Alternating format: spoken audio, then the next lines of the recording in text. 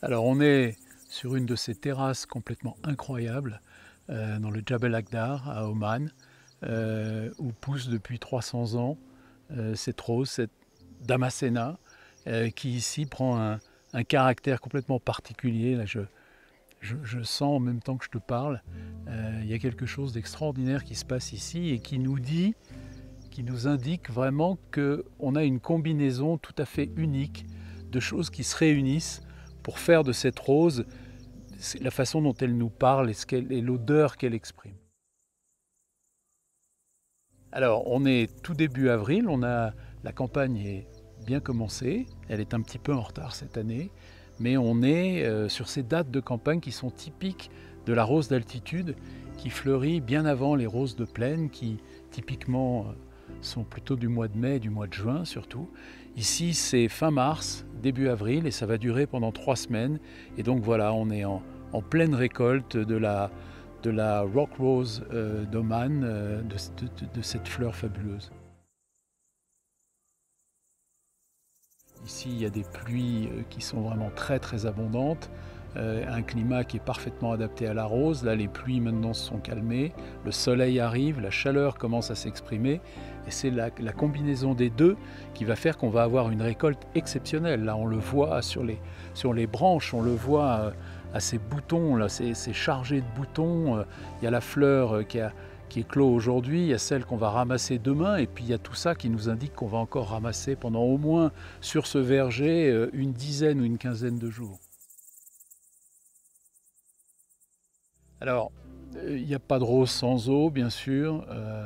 C'est à la fois un critère très technique, très botanique, mais agronomique, mais c'est aussi quelque chose de très poétique, c'est-à-dire que partout où la rose à parfum s'exprime, il y a de l'eau qui coule. Il y a de l'eau qui coule d'une façon ou d'une autre. Et en général, elle coule dans des toutes petites rigoles, dans des petits canaux que les hommes ont creusés, ont aménagés au fil des siècles, parce qu'on peut vraiment parler d'une histoire qui est longue de plusieurs siècles. Donc l'eau est fondamentale. Alors évidemment, tous ces villages extraordinaires du Djebel, ici à Oman, on comprend bien que les hommes se sont installés là quand il y avait de l'eau et quand ils savaient qu'ils pourraient survivre avec une ressource en eau. Donc il y a des sources, il y a l'eau de la montagne, et toute cette eau de la montagne, elle a été canalisée dans des travaux absolument extraordinaires, et on voit arriver ça dans ces terrasses sous forme de petites chutes d'eau. On a le bruit de l'eau qui coule, de l'eau qui tombe, et puis tout d'un coup elle part à gauche, elle part à droite, et il y a tout un système de canalisation traditionnel où on voit des rigoles qui ont été creusées dans le sol et puis qu'on bouche avec un morceau de pierre et puis qu'on débouche au fur et à mesure des besoins. Et c'est tout à fait fascinant de regarder les gens travailler ça, parce qu'ils ont acquis, mais vraiment par l'expérience, le fait de savoir de combien d'eau la fleur a besoin, et ce qui va faire que, effectivement, le résultat, c'est ça, encore une fois, c'est ces boutons extraordinaires qui sont d'une couleur intense, qui sont riches, qui sont bien formés, qui sont bien sur leur hampe. C'est plutôt une forme d'irrigation, c'est-à-dire que l'eau reste au sol. On ne projette pas d'eau dans l'air, pas du tout. On irrigue, c'est un système de canalisation. C'est les formes d'utilisation de l'eau qui sont au fond les plus anciennes dans l'agriculture humaine et qu'on retrouve ici. C'est très émouvant. Alors il y a effectivement, je crois qu'on retrouve dans la qualité de l'eau de rose une forme de la pureté de l'eau qui a servi à irriguer le sol. C'est cette combinaison de l'eau et du sol qui amène à ce qu'est la rose. Et je pense ce qu'on retrouve le mieux peut-être à travers l'intensité de sa couleur. L'intensité de la couleur des fleurs d'Oman, à la fois la délicatesse du rose, mais aussi la force de ce rose, traduit ça, traduit la réussite du mariage de l'eau et du sol.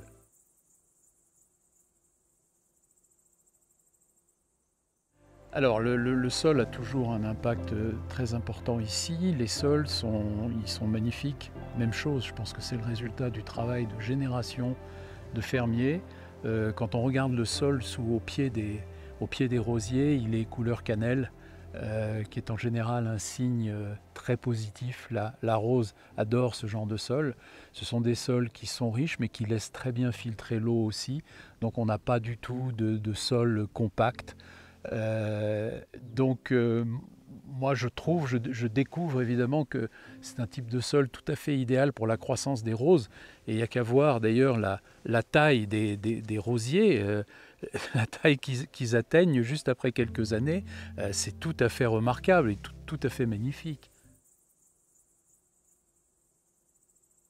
Alors on est dans une combinaison dans ces villages qui est absolument merveilleuse, une combinaison de plantes qui accompagnent la rose. La rose, ce sont des petits jardins, des petites terrasses. En dessous, on va trouver de l'herbe qui va être donnée aux animaux, on va trouver un tout petit peu de céréales, on va trouver des cultures diverses et puis énormément d'arbres, des arbres qui forment le paysage et qui accompagnent la rose ici à Oman comme aussi dans d'autres endroits. Il faut citer le noyer, l'abricotier et surtout ici le grenadier, paysage formidable de tous ces arbres qui sont dans les intervalles entre les vergers de roses, qui procurent un peu d'ombre quand elle en a besoin, mais qui ne cachent pas le soleil en même temps. Et donc on a un paysage d'une diversité qui appuie encore le caractère, mais vraiment naturel de la rose ici. Je trouve que la relation entre le soleil et la rose est un très beau paradoxe. Le soleil, c'est le premier distillateur, c'est le distillateur du ciel. Si on laisse la rose trop exposée au soleil, une fois qu'elle est ouverte, elle va donner son essence dans l'air au lieu de faire qu'on va essayer de la capturer. Mais il n'y a pas de belle rose sans soleil. Et donc il faut, encore une fois, trouver la combinaison idéale, c'est-à-dire que c'est ce que les hommes ont fait. Ils exposent leurs rosiers au soleil, elles ont besoin de voir le soleil, elles ont besoin de se nourrir du soleil, et en même temps, ils vont commencer avant le lever du soleil à arriver dans les rosiers pour commencer le ramassage et être sûr qu'on aura fini de ramasser les fleurs écloses avant que le soleil devienne trop fort et devienne lui-même vraiment joue un rôle d'alambic. Alors oui, tout concourt encore une fois à ce décor exceptionnel, à ce résultat assez merveilleux. Le vent, qui pourrait être vu comme quelque chose qui nuirait au fond au rosier, ben, pas du tout, c'est complètement l'inverse. Le vent qui souffle dans les hampes des roses les renforce. Rend les rosiers plus forts et sans parler du résultat pour nous, c'est-à-dire que le vent nous avertit de la présence des roses. Quand il balaye et qu'on arrive le matin, on sent pratiquement des centaines de mètres à l'avance, on sent qu'on va arriver dans les rosiers. Donc le vent, il fait partie de la combinaison magique avec la qualité du sol, avec l'eau qui coule,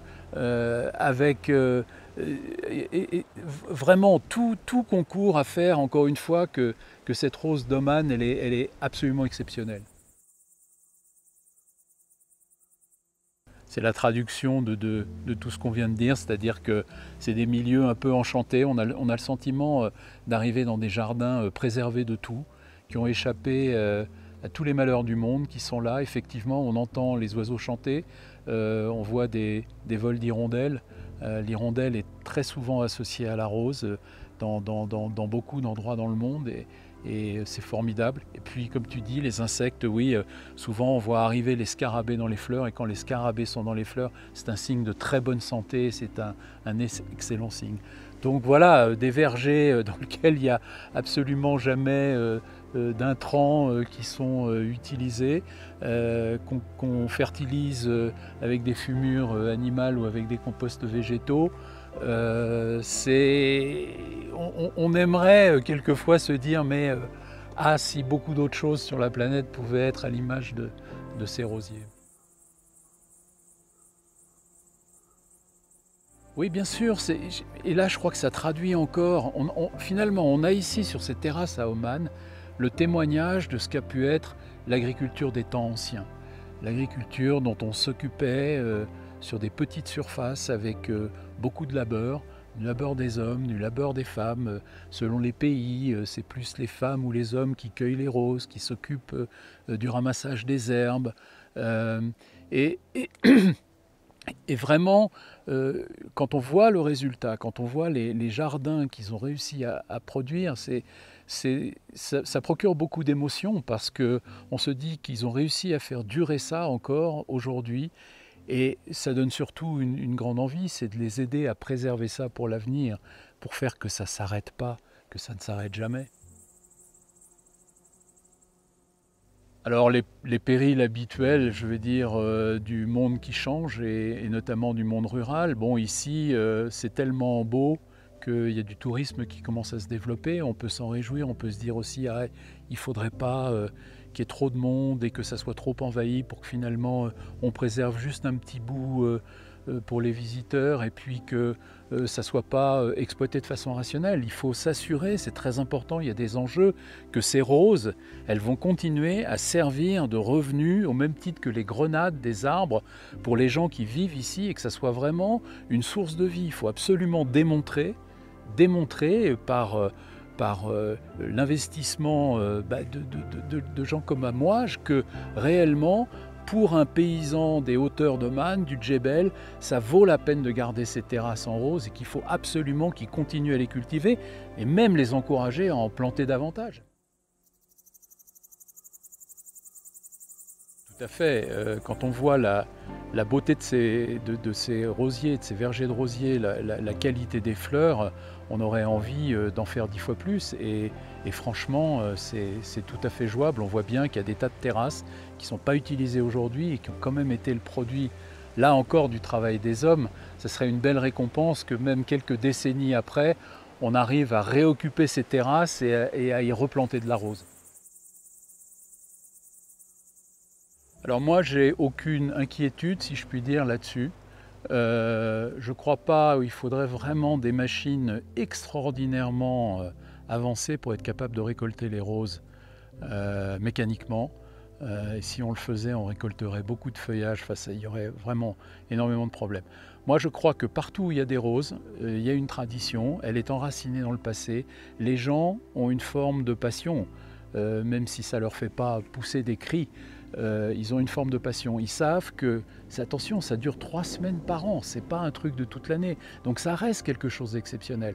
On attend l'arrivée des roses, on guette l'apparition des boutons, on regarde qu'il n'y ait pas de maladie, et puis les roses arrivent. Et là, effectivement, tout le monde sait que c'est un effort collectif. Pendant 3 semaines, il va falloir y travailler vraiment dur. Effectivement, arriver très tôt, arriver avant le lever du jour, dans les champs de roses. Les gens le savent, ils l'attendent, ils sont prêts pour ça. Et moi, j'ai aucune inquiétude que les nouvelles générations ne veuillent plus le faire. Je suis certain que le caractère exceptionnel et luxueux, parce que c'est absolument, on est dans le luxe absolu, dans l'ultra-luxe, les gens en sont conscients. On a beau être un jeune paysan à Oman, les gens sont parfaitement conscients de ça et ils vont vouloir le continuer. Ah ben, moi, c'est très simple, c'est merveille. On a passé en revue, je crois, Renaud, on a décrit un petit peu tout ce qui concourt à faire ce résultat-là qu'on a sous les yeux. Quand on pense à tout ça, à l'association de ce qu'il faut, de tous les éléments du climat, du sol, les rochers qui sont tout autour, la direction du vent, il y a un équilibre, il y a une forme de magie qui est là. Franchement, il faudrait être totalement insensible pour ne pas s'émerveiller complètement de ce résultat.